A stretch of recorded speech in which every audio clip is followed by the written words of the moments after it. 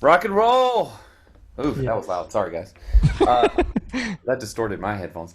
Randy here at Ovation Music and Studios in Gallatin, Tennessee. Very professional intro around here. Well, we try for professional as much as possible, and professional means relaxed. Yes. I think that's one thing we can say about all professionals. They're relaxed in what they do. Inside, we're freaking out, you know. Recently, for those of you who just tuning in for the first time, this is Aaron Keene who's with me today. Howdy. I think he's on this side here, actually. Yeah. Aaron's at home. We are semi-quarantining here. We have a very isolated lesson schedule in the store. So Aaron works from home on Mondays, and so he's with me today. Shooting a little video. We're going to discuss some Nightwish for our buddy Alan here. I know he's going to love this.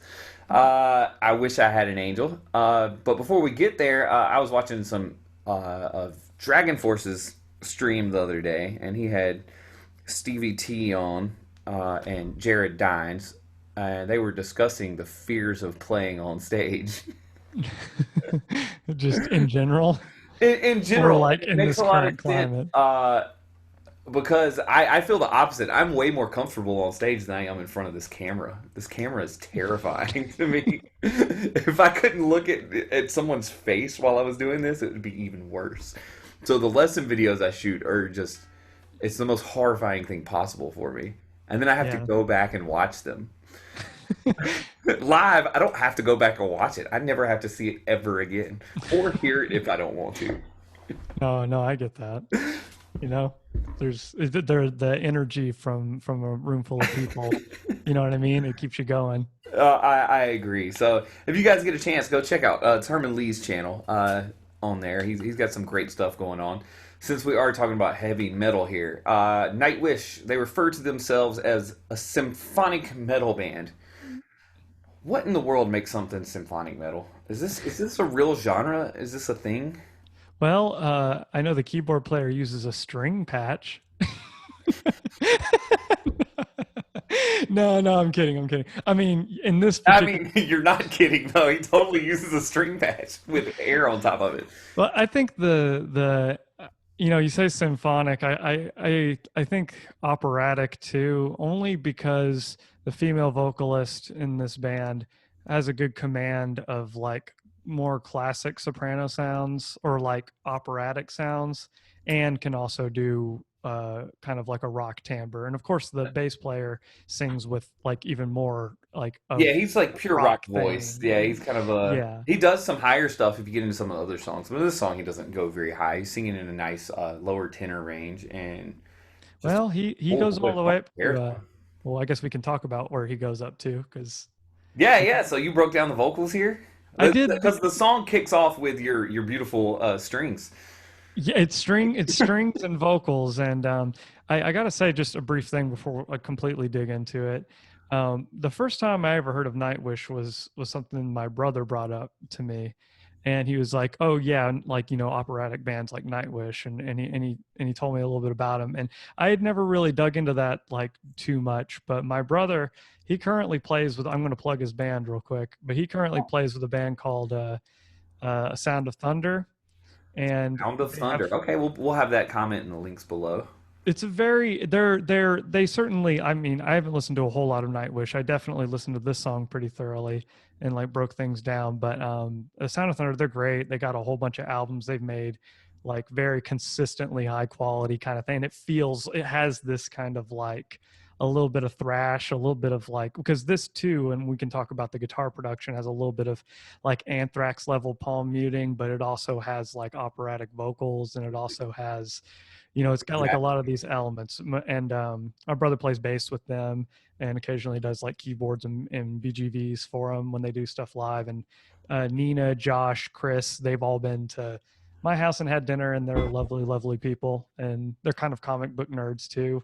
So a lot of their metal song, it's kind of like, it has like this operatic metal sound, but a lot of their themes are very like comic book type driven narratives. So I don't know. So check him out anyway. Just thought I tried to get him to be here today, but he's in Montana right now. Oh man, well And we will have to get him on for we'll get him on sometime. Start I'm start biased, but he's a badgering really nice guy. my bias, but he would Austin, have a what's lot that to band say name about it. again? It's A Sound of Thunder.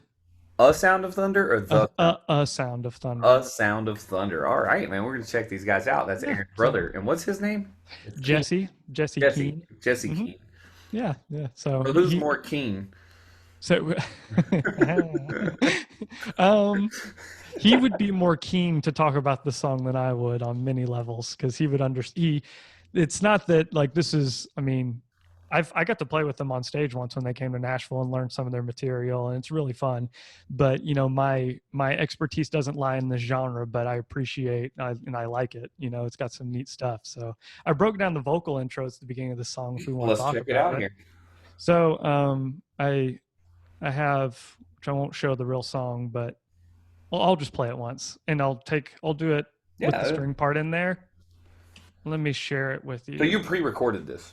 I sang like 5 different parts and then a 6th one, and we can talk about the production of it. But this song opens with like a big vocal intro, and your bass player guy, and this is what it sounded like to me, but this is just how I interpreted it, is that the lead line was triple tracked, center and then mid, right, left. And then there were 2 harmony parts that the guy sang. So you ended up getting the spread triad, which we'll talk about that in a second. But a lot of it is spread triad kind of harmony. And then the top voice, which was like the pedal voice that the female singer sings, it's kind of like a pedal tone through a lot of it. So Yeah. I've been a little bit on the tired side, so I'm going to give myself Well, she even starts the on a non-chord tone. Well, she goes into a non-chord tone. Well, that's the she pedals on the high note, the E above tenor C, so like the Take on Me note for all you Aha fans. So she pedals on that with a nice a nice classical soprano kind of darker timbre, but for me I just kind of squeaked it out. So forgive me, but here we go. Because that note's up here. You're talking about that Yeah, high part. she kind of pedals that note through this intro. So I also put it in there. Just don't listen to it too close. But yeah, this is me just kind of like mocking it up really quick. So I wish I had an angel for one moment of love. I wish I had your angel tonight. That's pretty dead on. Now, oh, sorry, go ahead. I gotta say, what impressed me about this vocal intro wasn't listening to it on the record. It was watching the live videos. Yeah, I watched 1 or 2. Every one, they were dead on in this vocal intro. It was spot perfect. What's funny is that they of course the bass player is a phenomenal, both of I feel like the bass player and then the female vocalist who's like the lead vocalist, I feel like, or I guess they both trade leads. They're both really adept. They're phenomenal singers. I was thoroughly impressed. Nightwish is one of the groups. Even though I listen to a lot of this genre, Nightwish is not one of the groups on my radar in this genre. I'm much more into the slightly heavier version of this, like the Dream Evils. Ed Guy. For those of you who want to check out some other stuff in this category, Elvin King is more of the fantasy version. Gotcha. I was just gonna. So like in this intro, which I have this if you want to, at least for all you keyboard players who want to at least kind of know what's going on in the sounds. I'll switch cameras here just for a second. The little part that's on top here, like there's it's like an A minor over E in the bass, and then it returns to an E minor. It does that twice in the song, and then it goes to a C chord with its 5th in the bass, a G, which I can adjust this just a second here. So I got a G in the bass, and then we have a D over F sharp. And then it kind of ends on an E power chord. So you have what is kind of like a pedal tone, which comes back later in the song with the guitar parts, which is a pretty cool build when the guitars come in heavy chunking. But you'll hear this A minor over E, and does that twice. And then C over G to D over F sharp. So we've got like these major chords with inversions, and then it lands there on the so that's the string part that's backing up these vocal parts. And what's kind of neat is I mean, of course, that's pretty. It's a little straightforward, and which is fine. But like when you hear, I kind of have like I'll solo just a little bit of it. The lead vocal part, which I wish I had an angel. so like I've got a little bit of that part. There are that part and like its doubles are like panned a little bit, but there are two other parts, and it sounds all like the guy's voice, the bass player singer. It sounds like his voice like 5 times, and then her voice just once. But later in the chorus, it feels like that timbre mixes up to 2 of her and 3 of him, in the way it's panned, at least in that last part. But this first one, I noticed like he's singing this, I wish. and then if I grab the other 2 male voices, what happens is for the most part, they sing a spread triad away from each other. So if you look at like a major chord as being like 1 3 5 like that, you'll hear a lot of situations in which it's mixed up to where it's like 1 5 and then they put the 3 on top in the melody, and that's kind of what happens in this case. The vocal harmonies themselves are like a major triad with its middle note displaced, so it makes this really big sound. So here's what it sounds like with those 3. Yeah, and this I is, wish I had an angel for one more. and then you'll notice on the words 4-1, it goes into 2-part harmony, or where there's a double in the bass part. So it feels like triad, triad, triad. And then if he sings a note that is on, and sorry, a little bit of music theory, but if he sings a note, if we're on like an E minor chord, which is like 1 flat 3 and 5, if he sings scale degree 2 on there, which is what happens in the melody and creates like a suspension kind of moment, it takes that opportunity to break away from the spread triad and just have someone else double up on that suspension. So if, instead of it being a triad, it feels like the lowest voice and the top voice are on the same note, and then they come down while that middle voice stays the same.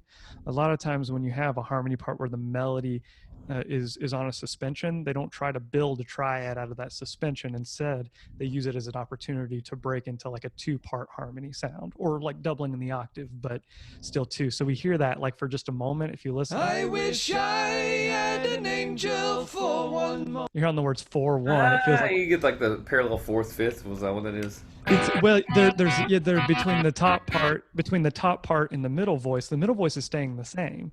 But his Bottom voice are on the same note moving down, so it does create like a feeling of going from 5ths to 4ths, but the middle voice is remaining the same. So there's nice, like the texture in this is like really good part writing, which I was like, when I first heard it, I was like, this is like really heavy and full sounding. And then it goes on. I wish I had an angel for one moment of love. I wish I had your angel tonight. And you'll hear the last part. It feels like power chords, right? Yeah, it reminds me of voice leading class a little bit in college. Like if I had turned this in, I probably would have made better grades in voice leading class. Voice leading was not my priority. But they don't do it just like Bach chorale voice leading roles. There's like a time when they turn it into power chords at the end, and it is just parallel. Yeah, and that's where the guitars come in. When the guitars come in, it's pretty much power chords. Yes, yeah, well, yeah. When the guitars come in, it's power chords. But the vocal harmonies, which I did the intro here, and then I made little notes up and through the first few chorus, just because wow. I thought the vocal production was pretty neat. Stellar. Yeah, you know? it's pretty good vocal production with the big harmonies, and then she just goes to her singing in the verse. Yes, and it's a really good performance of her singing. Mm-hmm.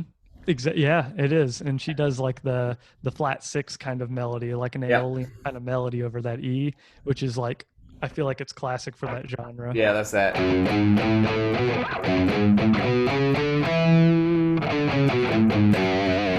Sorry, I'm in drop D, so I can't play my scales anymore. No. And so I don't mean to. I'll get off. One more note I just wanted to say while I was on the intro, and then I'll be done with the intro because I know there's a lot. This intro is huge, man. I could see rehearsal lasting an hour just doing the intro to this song. If I was going to play this with a band, like just getting those harmonies right. Well, yeah, you'll hear that like one voice doesn't move, like, you know what I mean? Like you have the melody and you have a harmony. I wish I had an angel for one moment of love. You have like that one does very little movement, right? It's really hard to do. Everybody else is moving. Everybody else is moving, so you get what, I think singers that have a really good ear and maybe don't have to break things down arrangement wise. I think what they do on a note by note basis, in my opinion, unless they think about it and broken up in this way, which is very likely they do.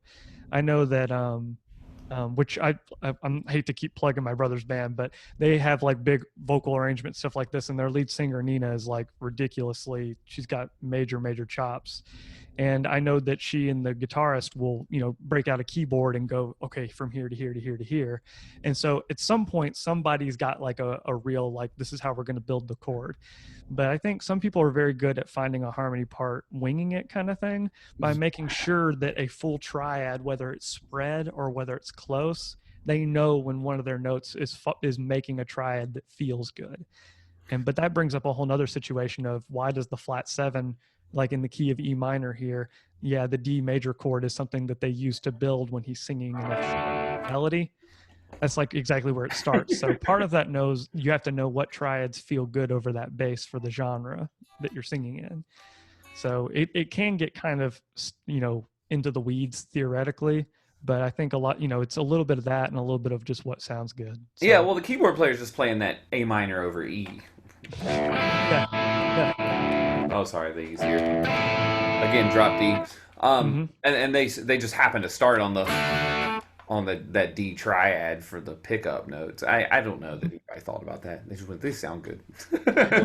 Yeah. Maybe they did. Who knows? It's hard to know. I think some do. I mean, it's like the same the adage of that was, I think maybe more pejorative. Not to get on a soapbox. But people go like, oh man, jazz guys just feel it, and it's like if you ask anybody that knows how to play it well, they know everything.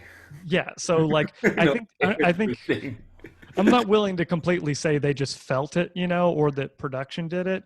Yeah. I think it's very likely that there's a good voice leader, arranger somewhere around this band. I can say from listening to multiple different live recordings of this song, because I guess this would be considered one of their hits. For this genre, it's probably a hit. Oh yeah, they sound exactly the same every single time, and not exactly the same as in they're playing back a tape, but they're performing the same parts every single time. There are differences, you go to older videos, they had a previous singer and then they had a new singer, and so there's a couple different singers on the lead vocal, but it's the same part. The part doesn't change. There are some mistakes in some of the performances. They're not 100% flawless. That's impossible. I'm okay with that. Yeah, that's impossible. That just lets me know that they actually sang it. Yeah, that's the only way you can be sure. So it's really good. And to play an A minor and sing an F sharp, it's just like one of the hardest things in the world to do. Yeah, that's not. But and then there is, the top voice, she's, which, I'm squeaking it out here, but you'll hear, solo that out. I wish I had. You heard. I wish You got it though. Yeah. So I don't take pride in soloing that one right now, but in the track you'll hear that she's got like she's kind of remaining on a similar note, and like at times when the thing goes from like a triad to like that power chord kind of movement, it's almost like the track ducks her part a little bit in the beginning there.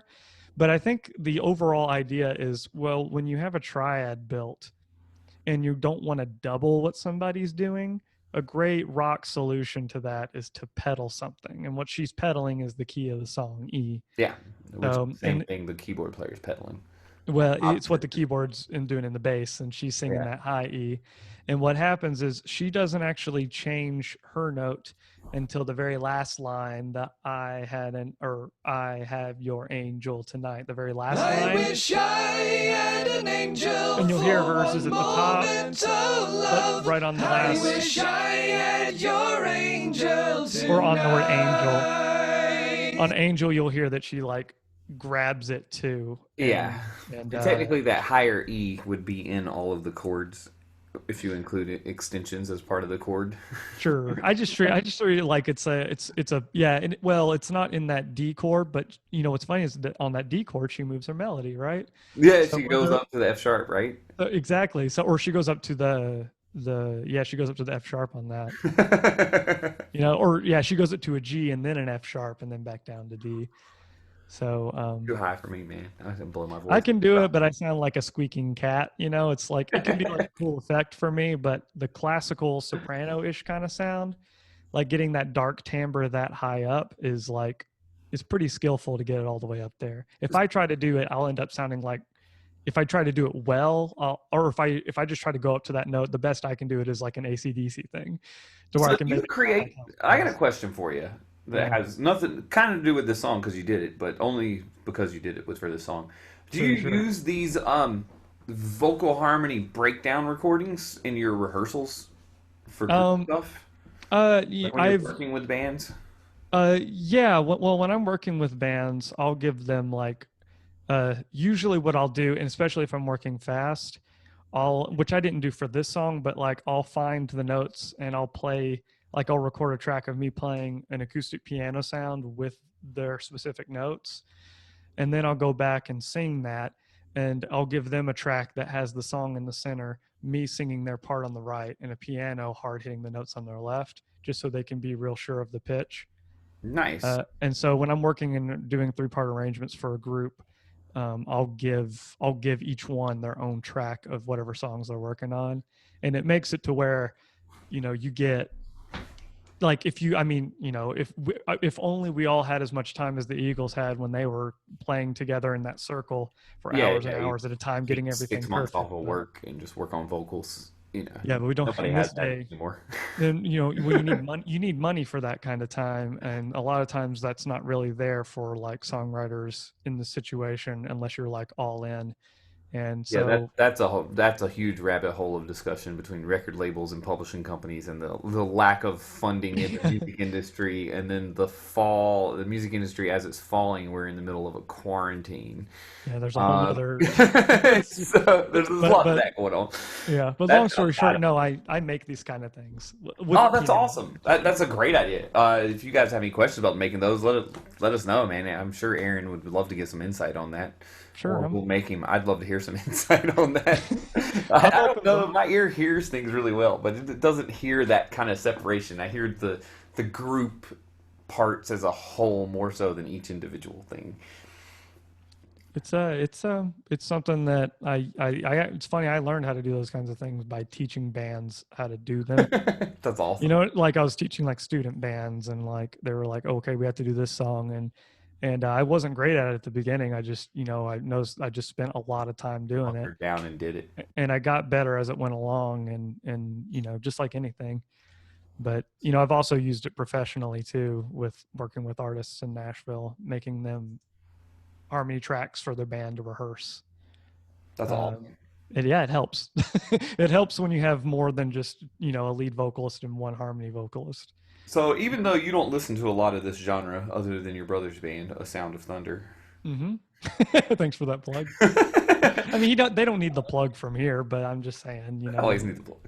yeah. Everybody needs the plug.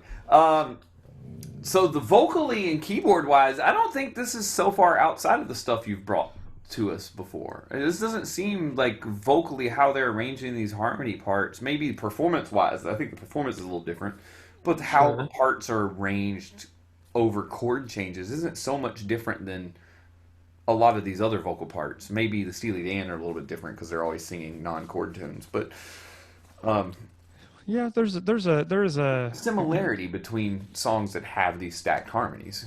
yeah, good voice leading is good voice leading, and good part breaking up.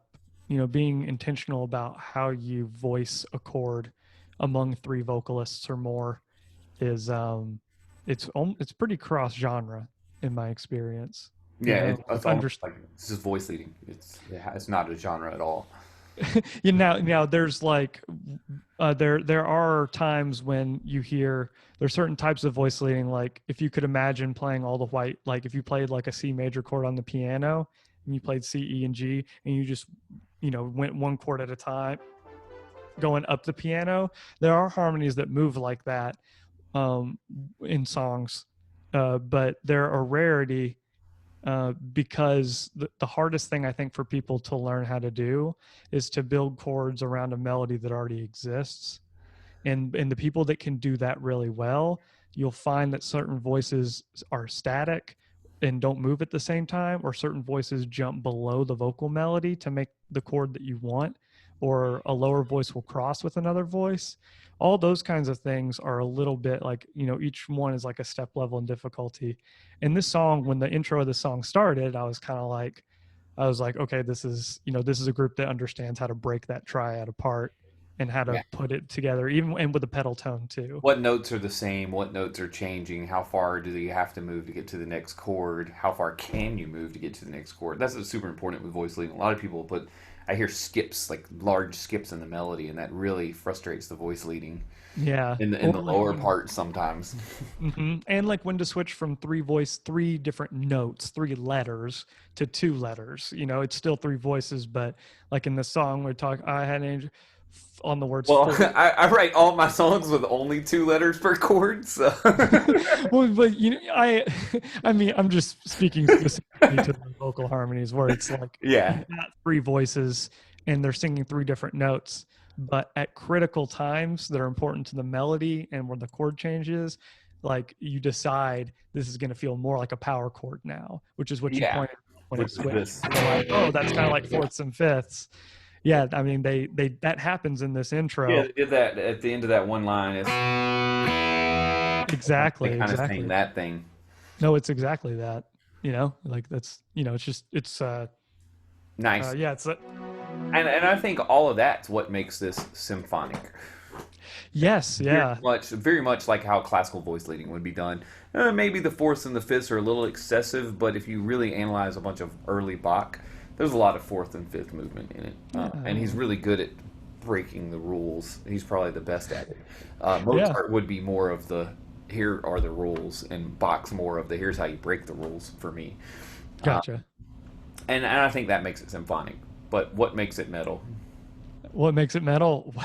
Probably the part right after that. The guitar. And I think you should take over because I've talked enough about the intro. Have you tried to play this? I know it's in drop D, and I know it's got a really cool riff that's got. Okay, I'll admit that took me a minute with the drop D because there's an E droning underneath in the keyboard part the whole time, and that E droning in the keyboard part made this opening almost sound like this. And that's not what the guitars are playing at all. When you isolate it down and listen, you have to wait till the middle of the chorus, or the middle of the pre-chorus. You get this. And as soon as you hear that, you go, okay, they've played in drop D. And then you get the right part of this.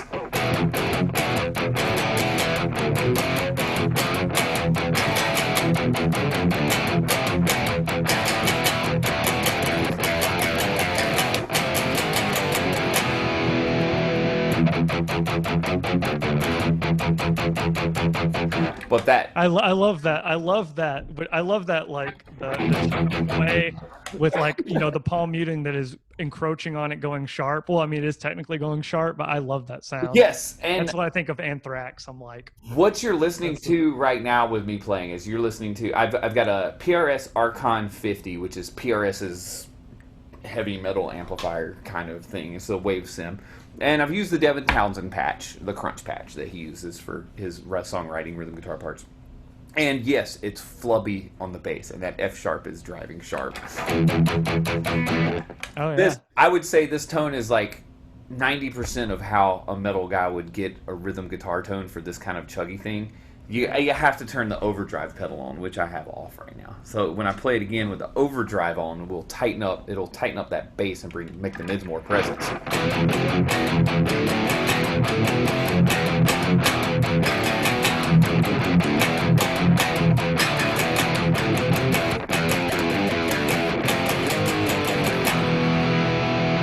Remember to pull that palm mute off halfway through this. But super accurate on where the palm mutes are. Everything is eighth notes, and it's all downstrokes. There's no upstrokes here. You don't get a break. Nope. The tempo is like 140, 150. I don't know. I didn't even look. Shout out to metaltabs.com and let's see who if somebody gave credit for turning this in. Whoever did this tab was excellent. Xanthus is the transcriber of this. With an X or a Z. with an X Xanthus. Slayer Xanthus at yahoo.com. Excellent job with your transcription, because you had exactly what I had, except for you put it in drop D. I was playing it in E. I was playing the exact same thing in E, and I was really confused until I got into the middle of the song, and then it was like, right. That's it. But he really goes through and accents the rhythms here and where the palm mutes are. So what you got is you have a note and then a palm mute.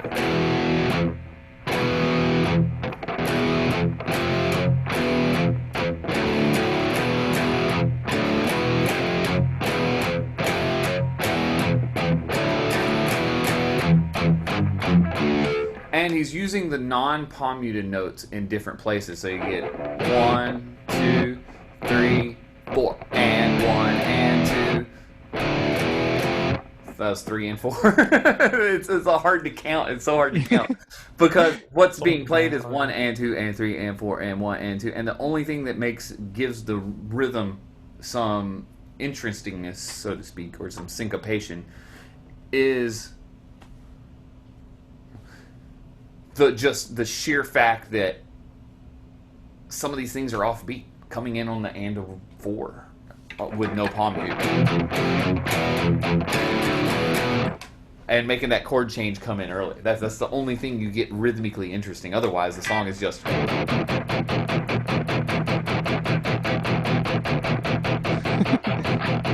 And that can get old really, really fast. They do an interesting, like, it comes in heavy, and I like that they do the E power chord while it goes to A minor. Like, it's got like a pedal kind of thing that keeps it heavy.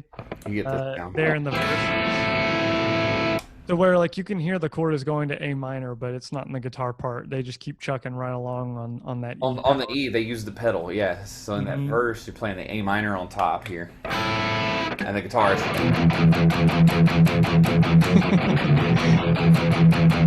and it's heavy palm muted, treble pickup. I mean, my palm's almost over the pickup, and I'm hitting the string like 80%, 90%.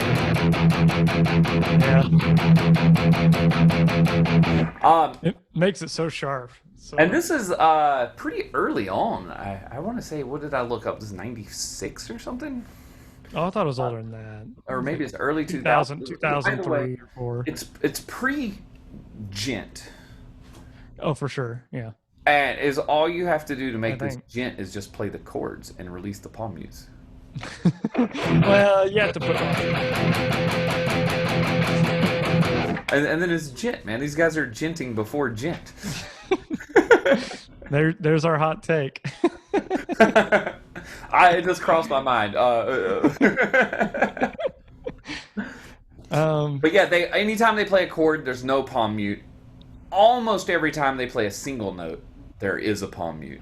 And so that's I find that extremely interesting. Yeah. So, and then we have one, let's see, and that doesn't change at all. You have the one line where he goes into single notes. And live, you'll hear him get a little free with the pinch harmonics. Oh, yeah. A little Zakk Wylde influence there. Oh, yeah. Sure, man. Anytime you play single notes like that, you can't stay away from it. And then it goes to a bunch of chord changes. Yep. I had something I just wanted to mention about the vocals that I thought was interesting, which especially about the female vocals. But this is not a native English speaking band, right? Like, this is Sweden. Yeah, they're Swedish, right? I didn't look that up. We can glance real quick. Do we trust Wikipedia? Is Wikipedia a citable source for? I think for this information they probably are. Yeah, I'm sure this is fine, but I'm sure sorry for the psycho fan who turned in Nightwishes. They're from Kite, Finland. I think that's pronounced kite. It's spelled kite. Oh.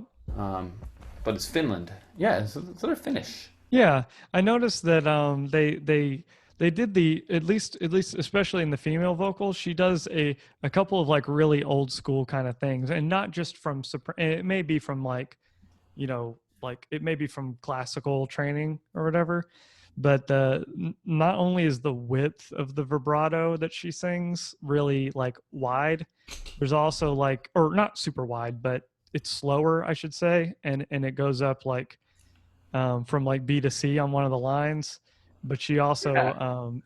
ends the consonants with like if it ends in a T, you're It gonna ends in a hear T. it ends in It a ends very in a, plosive there is T. not a missed enunciation in here.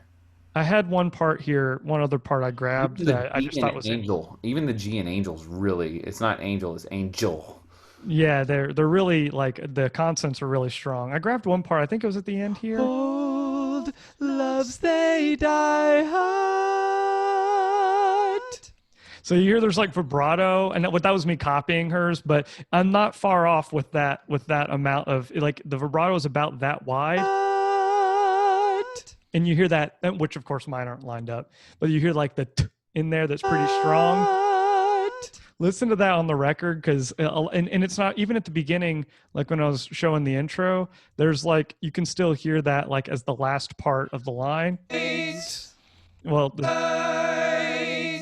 and you'll hear like like they don't cut that out, they leave it in, Yeah, and not only do they not cut it out, but it's kind of like it's it's hard. pronounced. So It's I really wonder if that's not like an hard. old school thing or English as a second language thing.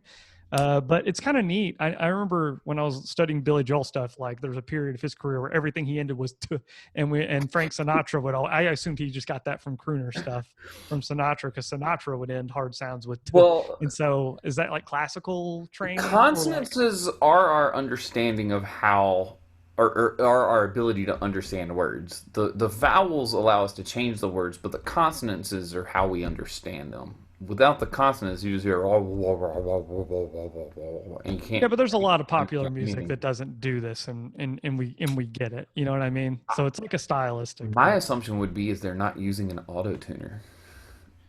The auto Oh, tuners cause a harshness on the S and Ts. In my personal, this is a hot take for like blatant hot take, but I find auto tuners create really harsh S's and T's and cause artifacts in tuners. So we're harshly, and the songs are mixed really bright. Pop music super bright. I mean the top end is all over you, just everywhere, and the mid range is scooped out. And the metal, the mid range is scooped out from the guitars ish. A certain part of the mid range is scooped out, and then the vocals just sit in that mid range.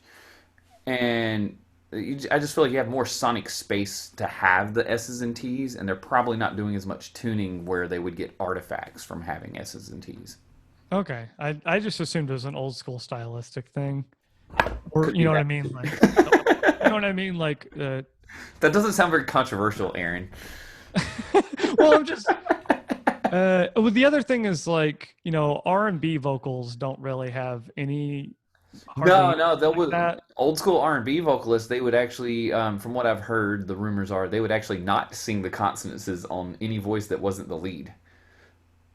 Oh, So you have to try to. you would only sing the vowels on the recordings.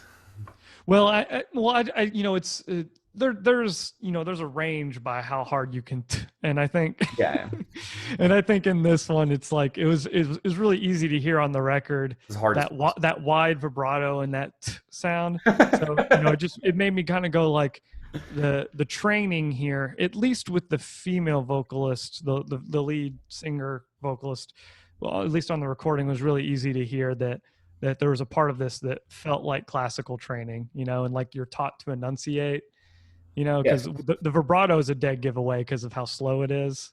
Usually that's And the attributed. control. Yeah, the control, It's not a slow out of control vibrato. It's meant to be that way. You can hear it. oh yeah, no, it doesn't. It sounds like, and it's one of those things where the vibrato is also going to a note that fits well in the song. She's singing a B, but she actually uses a vibrato to go sharp up to C and then back down. And that C happens to be like that flat six over the E, and it feels really cool and melancholy, that flat six reaching there. So I think I'm always like fascinated by, I was I was picking apart all the notes of Tennessee Whiskey by Chris Stapleton.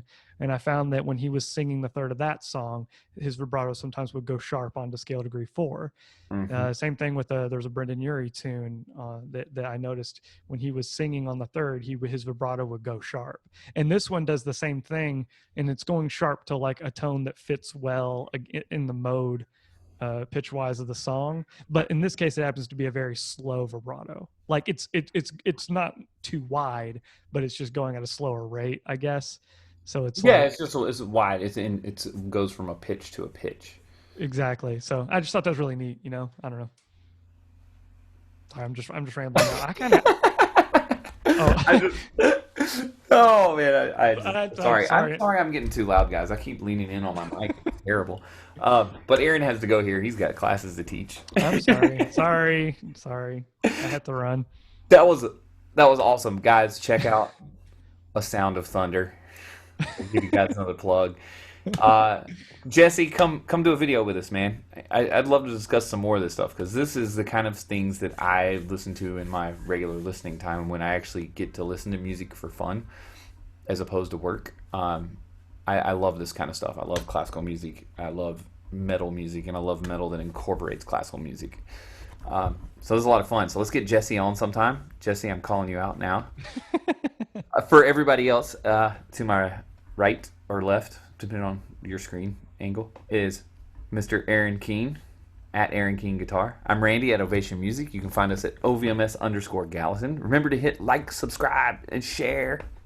Let's do the high five. Let's do the high five. I know it's opposite now. Yeah, it's opposite. So I gotta. Yeah, okay, so 3, 2, 1. Yeah. We did it right this time. There was no sound. It was terrible. Hold on. Let's try it again. Wait. Oh.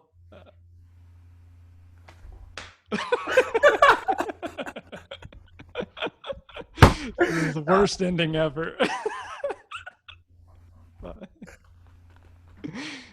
Ah.